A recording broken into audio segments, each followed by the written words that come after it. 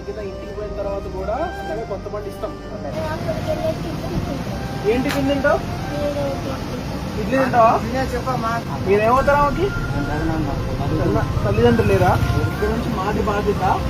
ఇప్పటికో హాస్పిటల్లో నేను జాయిన్ చేస్తాను తీసుకొచ్చి.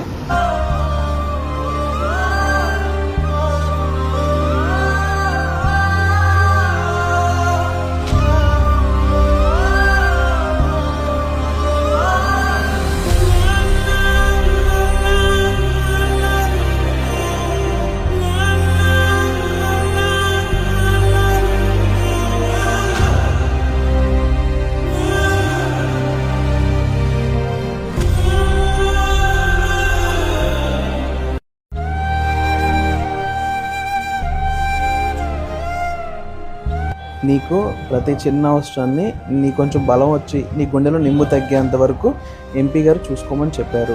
సారే ప్రత్యేకంగా మానిటర్ చేస్తున్నారు. నీకు ఇప్పుడు తినడానికి పెడతారు, వేసుకోవడానికి కూడా బట్టలు నేను పంపిస్తాను. ఓకేనా? సార్ ఆల్రెడీ మన బట్టలు కూడా కొత్త బట్టలు కొనేసి ఇవ్వమన్నారు, పంపిస్తాం. మీకు ఎక్కడ వీళ్ళు ఫుడ్డు మీకు పడతలేదా? సరే, సారు ఆఫీస్ నుంచి మేమే మీకు ఫుడ్ పంపిస్తాం రోజుకి 3 పూటలు. ఓకేనా? నువ్వు త్వరగా తిని కోలుకోవాలి.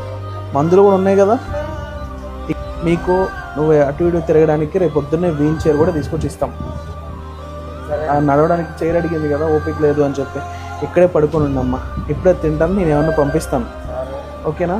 ఎంపీగా నీకోసం భోజనం పంపించారు, ఇక్కడ నుంచి ప్రతిరోజు పంపిస్తారు. సార్ బట్టలు పంపించారు. మీకు ఏ ఇబ్బంది ఉన్నా మా నెంబర్ ఉంది కదా, మాకు కాల్ చేయండి. మేము ప్రతిరోజు వస్తాం.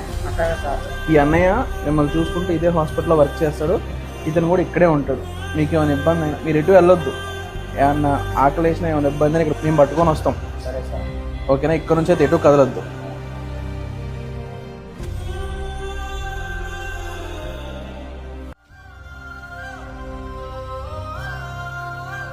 సార్ నీకు భోజనం పంపించారు.